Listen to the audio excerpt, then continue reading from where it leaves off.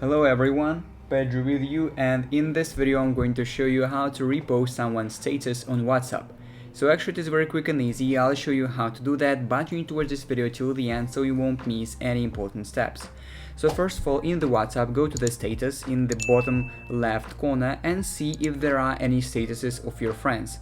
So in my case, I have some status of my friend, this one and this one.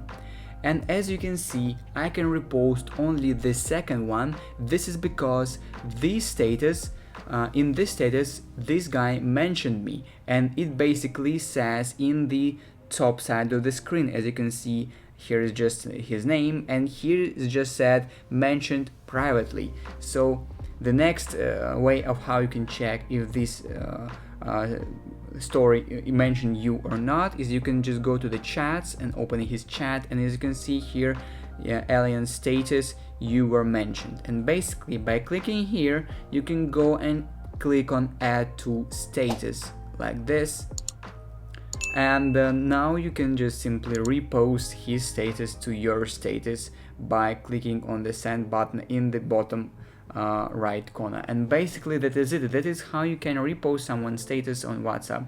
If you found this video useful, leave a like and subscribe to the channel. Thank you.